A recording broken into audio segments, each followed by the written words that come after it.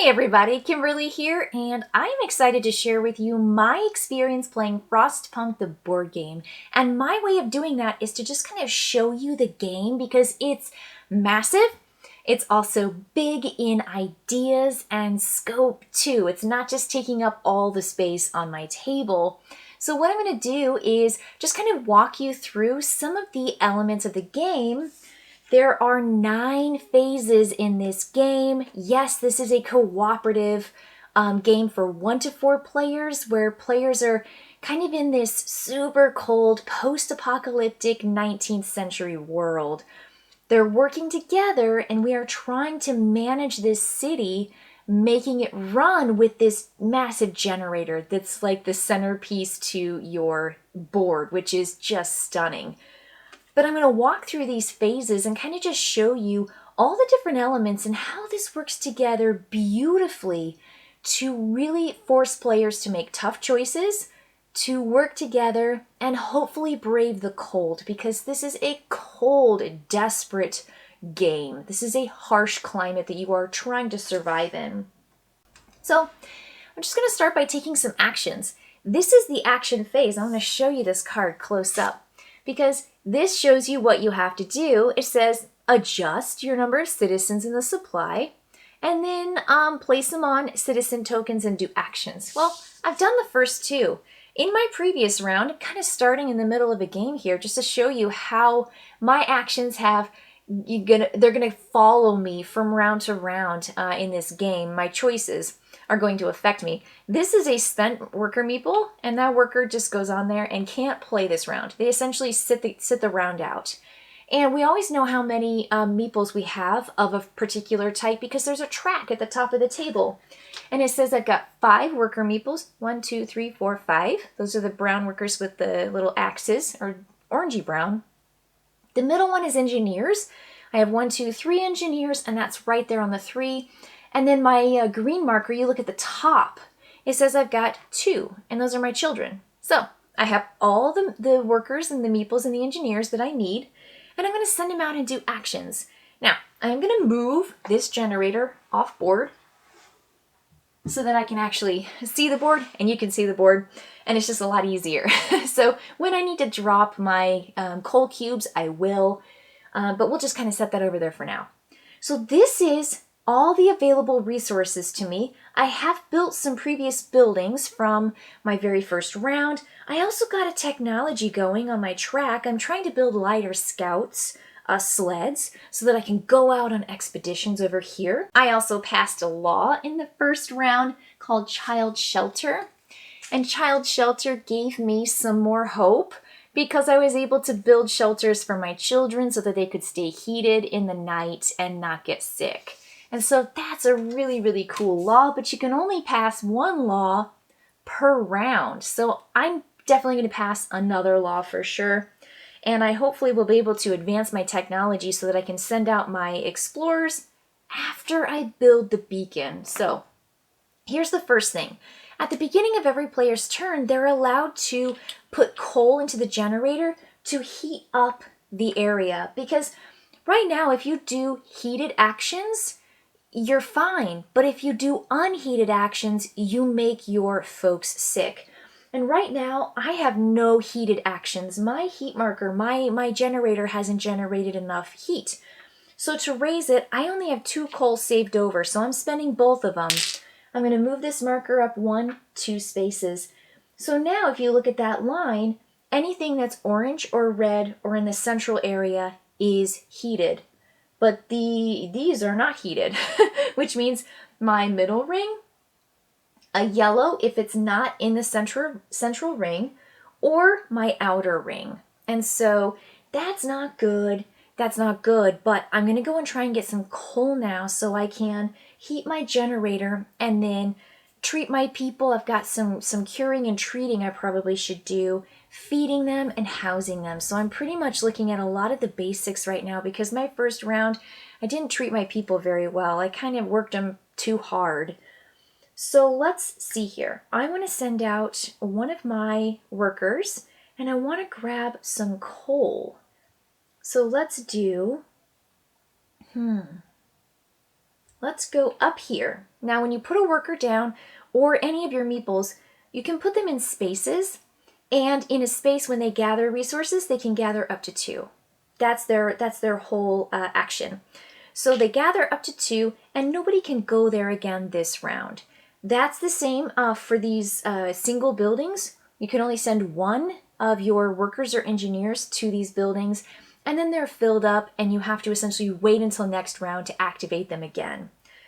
Now it's the start of my turn again, though. I'm going to pay 2 more coal, and I'm going to move this up. So now everything up to the outer ring is going to be fine and heated, which means I can't go out here, but I could go to this red building because my red building is beneath my heat level. So if you have 1 of your requirements, you're good. It's heated. The workshop is a fantastically insulated building. So I'm good there. Now let's see what else I want to do.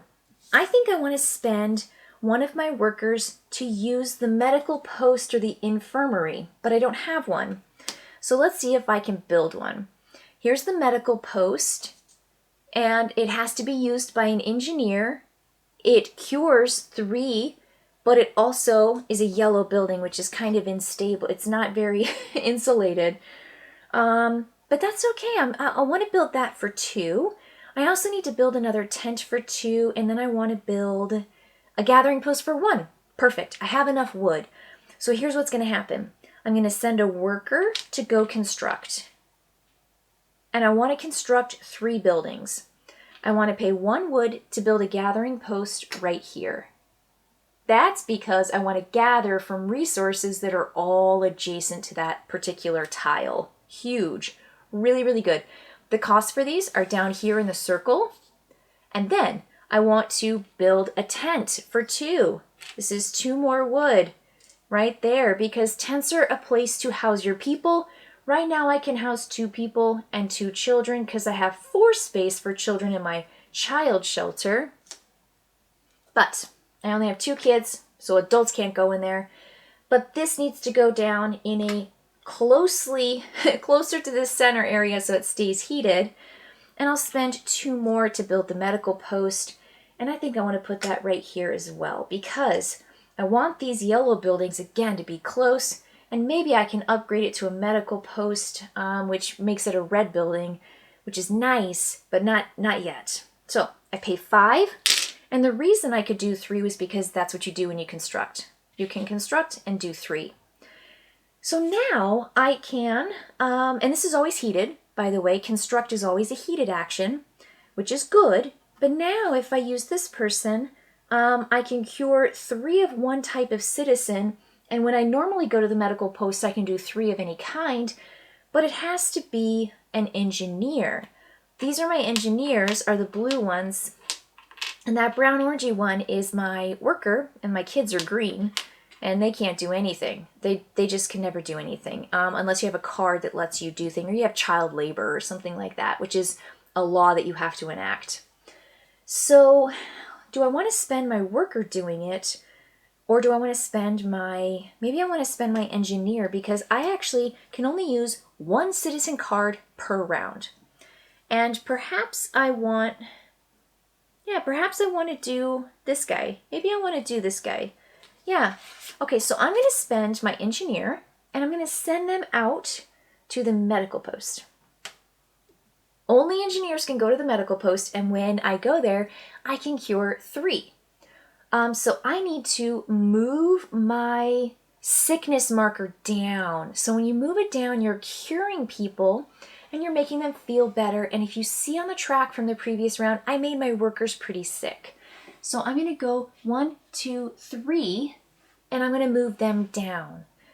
Now, they're both on the skull side, which is really bad, but I can treat them, hopefully, at some point. Treating flips your tiles up here to the other side before they flip and essentially kill people. If you're on the skull side and it tells you to flip your disc, you do, but then you lost someone. They got way too sick and you didn't treat them in time.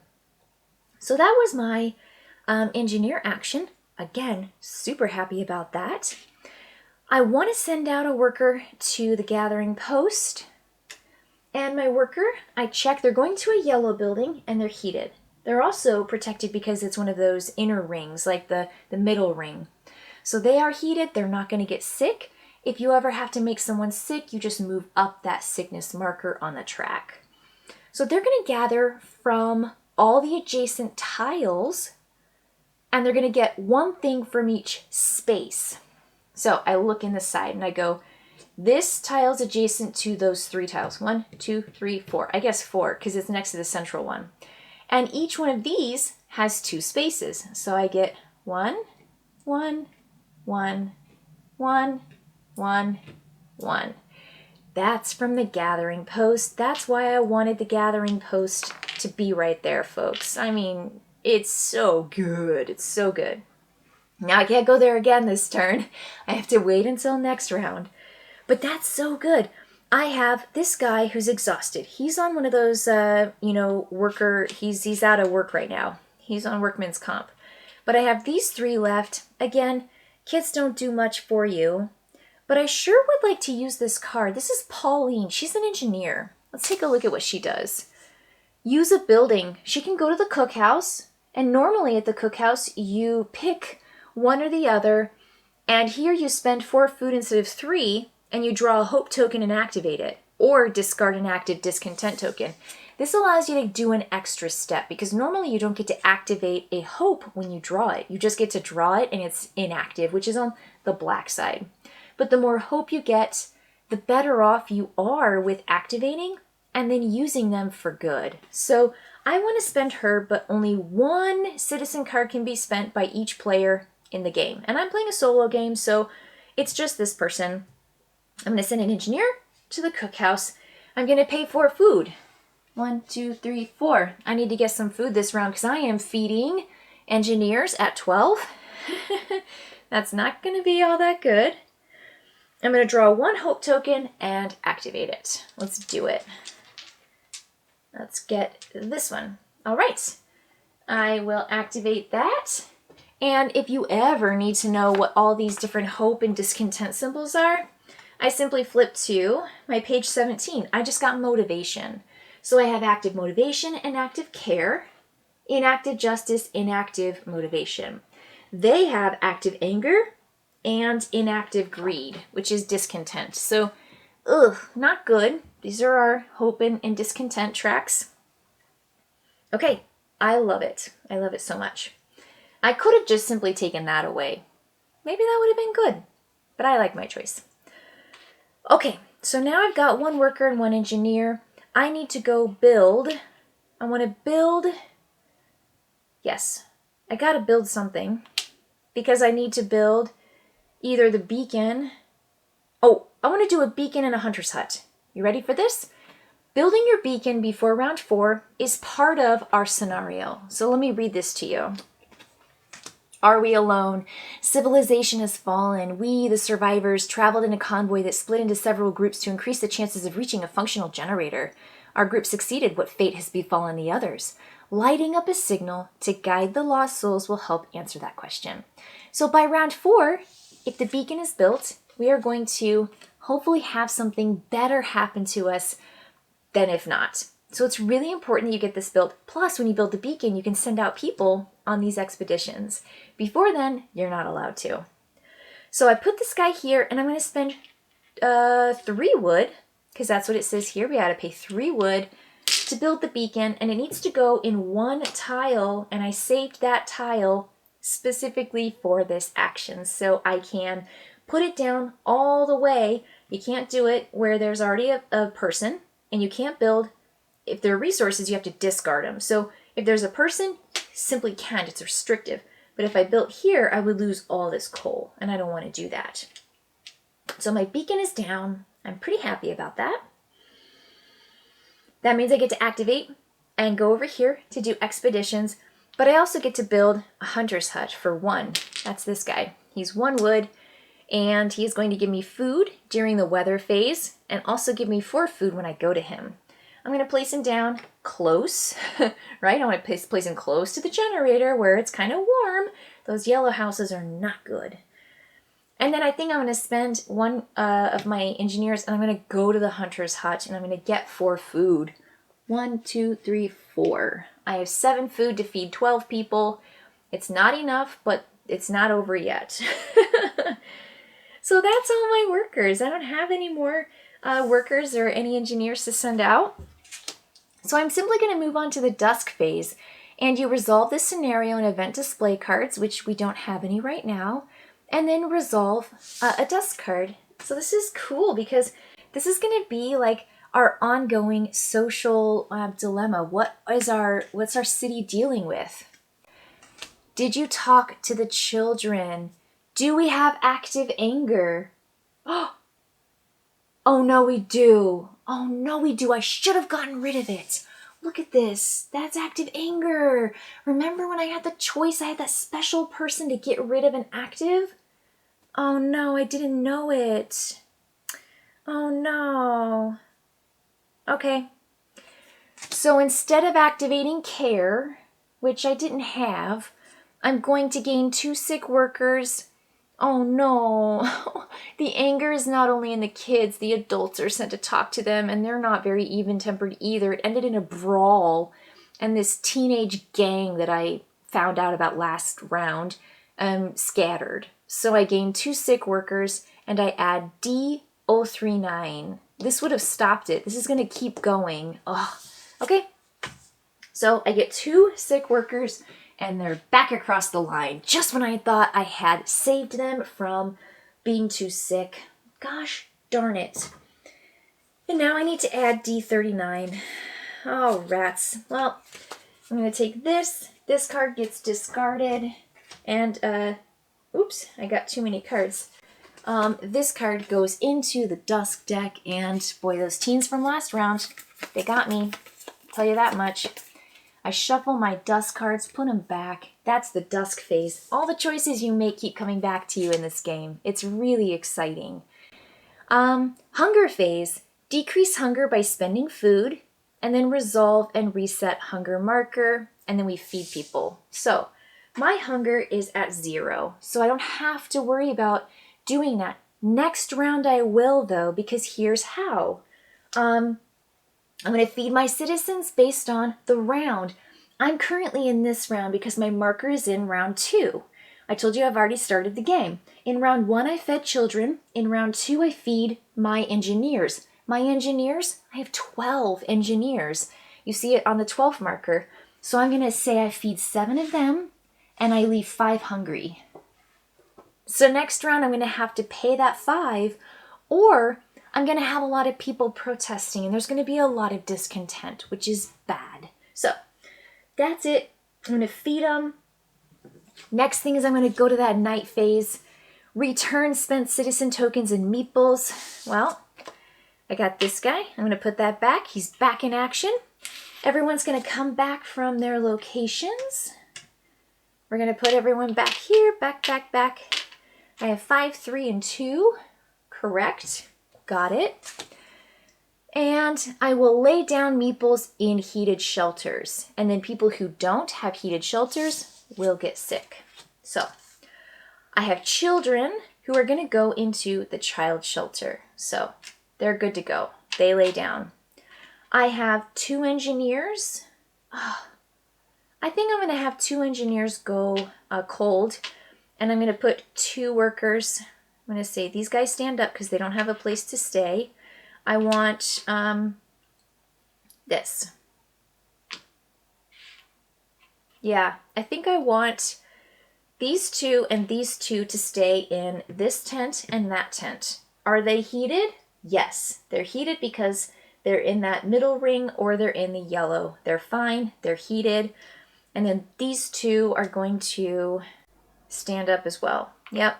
So I have 4 people who are not able to go into heated shelters. So he goes 1, 2, and he goes 1, 2. And so my engineers are getting sicker, my workers are getting sicker, my children are doing okay. Mostly because I provide for them. I've got their children's shelter. Oh boy, that's rough. Exciting, because now we get to go to the dawn phase. This is essentially the start of all of these different stages, But generally you start, the game starts with action phase, so I worked my way all the way around to action phase so I could like get started in all the fun stuff. So now we're gonna go to Dawn. We will pass the leadership marker. That's this guy. Right now solo game, I just keep it.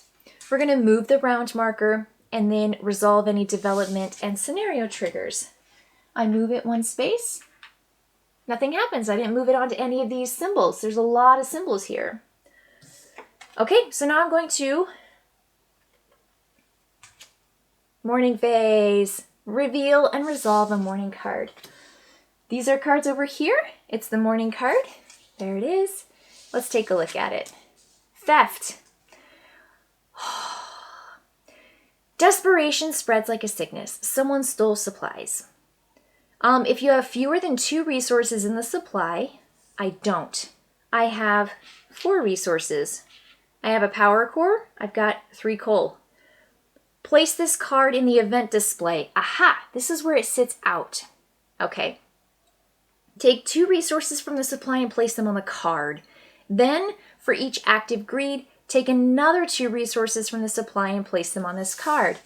Fortunately, there's no active greed. It's inactive. That's the hand. That's our greed.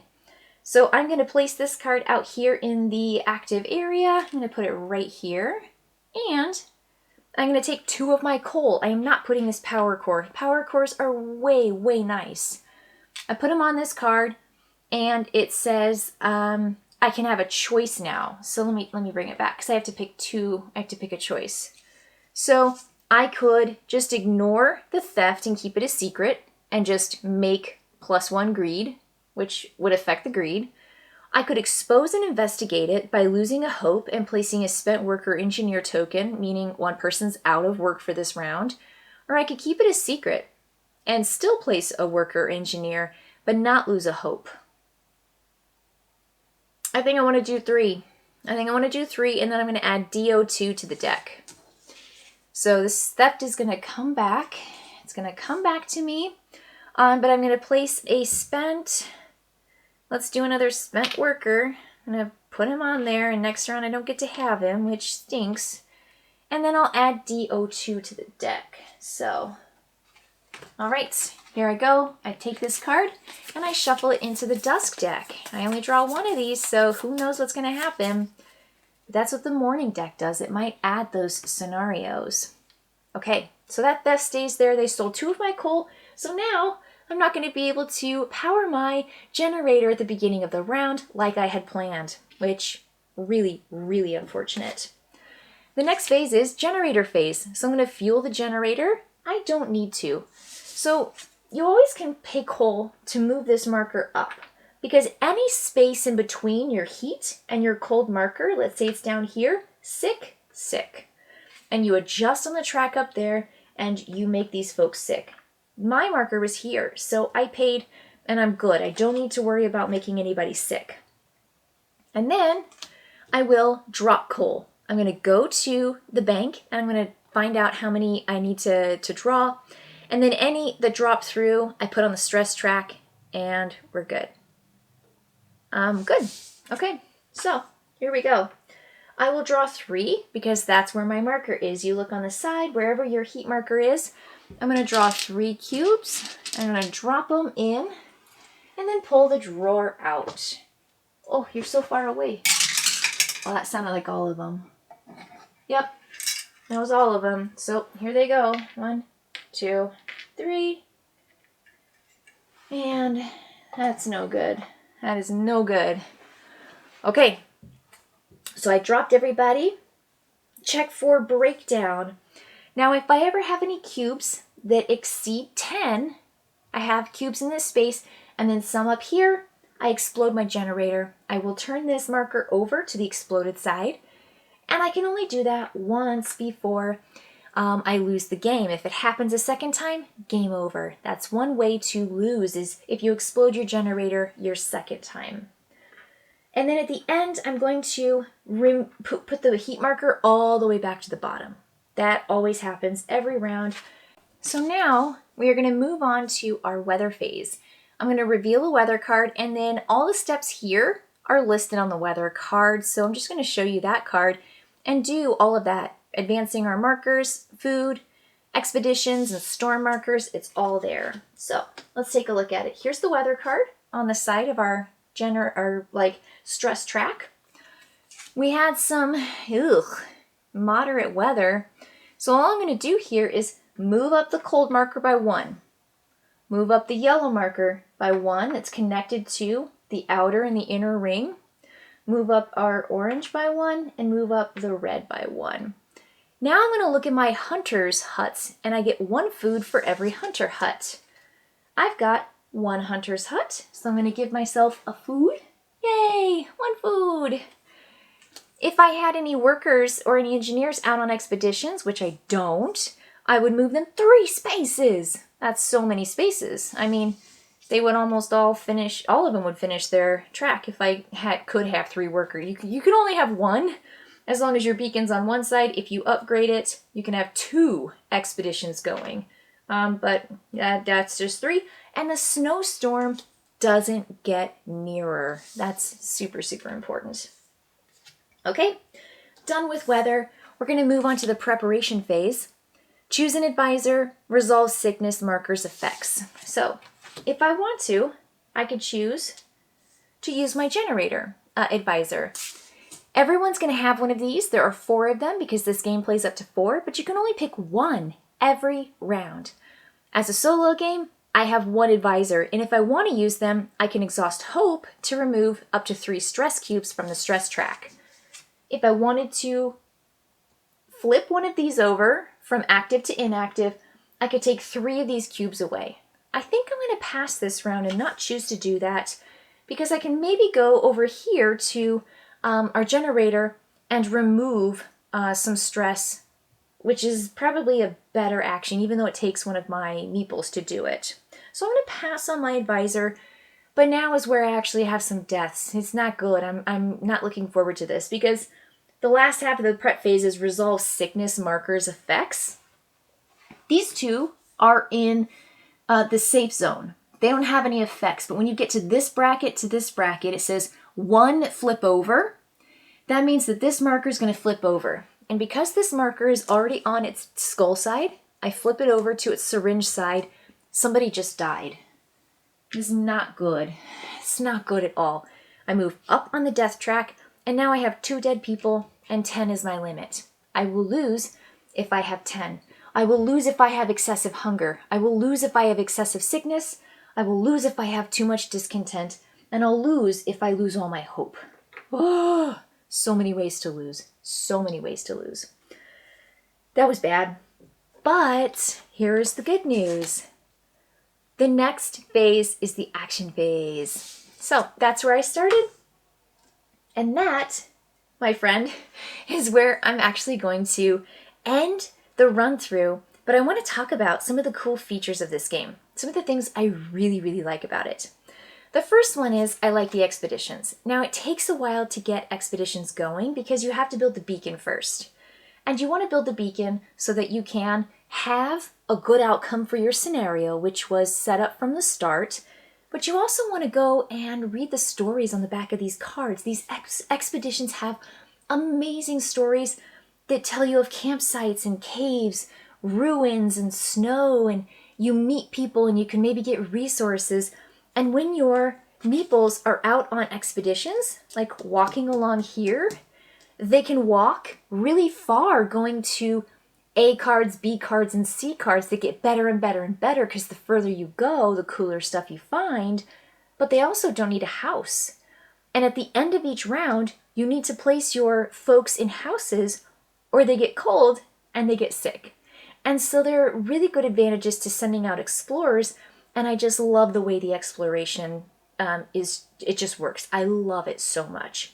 I'm a big explorer in these kind of 4X games, which this isn't, but in 4X games I love the exploration part of it. So for me it's just so much fun, so much fun. The other thing is that there are laws, and this second round I found it really hard to send one of my meeples over to the platform so that I could actually enact laws. But there are laws that help you with food, that help you with sickness, that help you with, boy, food and sickness crowded quarters, building new buildings. And then I passed up on child labor in my first round. But these will ask you to pay hope or discontent, or gain hope or discontent. And you might get new buildings, but you will get new Dusk cards that shuffle into your Dusk deck, and that deck keeps growing. And that's really where this game is. That's what I like about it the most. It feels like a legacy game without being a legacy game, because you're not marring the game, you're not changing it. But everything you do is specific and it comes back. So your game, every game you have, is so focused on the choices that you make as a team, and it's just so clean and clever and smart and hard. This is a hard game to win. You have to survive. This is the game where you are constantly going down. You're losing food, you're losing support, you're short on resources. And if you can just make it to the end of the snowstorm, if you can make it to the end of the scenario and through the toughest, without breaking your generator, without taxing your people, too much and stretching them too thin, you can win the game. But there are just razor thin margins here. And you saw how hard it is. Someone came by and stole all the coal that I was going to use to start the generator. Also, I had that missed opportunity to take away that that symbol, right? It wasn't, it was anger, right? Wasn't it anger? Yeah, I had active anger. And because of that, I really, really lost out on something that I thought I was going to get. You've got to just prepare by building buildings. You got to go out and gather resources. This is just a really fun game. Now, it does take more than 2 hours. The box says it takes 2 hours, and there's no way, because setting all of this up takes more than that. Getting your scenario, every scenario is going to be different. You have a handful of cards that will walk you through like what to do and, where to set all your meters and your markers and stuff. But even that takes at least half an hour to unbox and set up. And then to play, I'd say spend a generous amount of time, 3 to 4 hours, and you can probably get through the game. It is just a ton of fun, and you're really working together. This is a great solo game, though. If you want to puzzle this out by yourself, it's fun as one. I played as one here in this run through, and it's just good. So I think if you have a great group of people and you want to play through, the other cool thing is that there are 8 wholly different scenarios in this book here. And each one has a totally different deck of cards that gives you a different goal. And you are also going to run into different Dusk cards, to different Law cards, to different Morning cards that get shuffled into your Dusk deck. And it's just going to be a different layout. You're going to have even a different configuration than what this is. And so with the possibilities of kind of endless play here, this game is just so, so, so worth your time and your money. Now, I love the cube tower. I will tell you, I'm a sucker for cube towers. I do think that it kind of gets in the way in the center. I think it just blocks too much. So that's why I put it to the side. Ugh. There are expansion boxes, though, that give you these wooden pieces, and I think that's worth it. So like when you have your markers on this track here, and you're moving up your cold and your heat marker, and you've got all these great, 3D pieces here for your hope and your discontent. Beautiful. That snowflake, oh, beautiful. I love them. They're really nice feel, and they fit in all these different tracks super well. Now the other expansion, there's one for all the different houses and stuff and the structures. Not as necessary. It's not needed. And it might even get too bulky. I love that these are so easy to read. And they're flat, so you put a building down and it says exactly what you need, and it's so clear, and it's just easy. I love the flat. It doesn't have a 3D nature to it, but it's functional, and it's very clear and easy to read. That's my hunter's hut. There's my gathering post. Here's my workshop. So I really like the plain flat cardboards, but if you want the upgrade, go for the upgrade. I don't think that expansion is necessary. So my final thoughts, If I had more thumbs, I would give more thumbs. It's really, really fun, and I love the challenge, and I really like working with other people. So I think I find this game more fun with more, because I feel like, honestly, I might not be making great choices. I'm worried that my people are not doing well. I'm having fun, and I hope I can survive, but I love getting that feedback from other players. That's one of my favorite things about playing these cooperative games, is that I just don't use my brain, because sometimes other people have really, really great ideas or ways to deal with problems that I just didn't think of. So I love playing with other people. Exploration. You've got social game going on here with all these social disputes and laws that you want to pass. It's great. It's great. It's great. I love it. That's all. All right, everybody.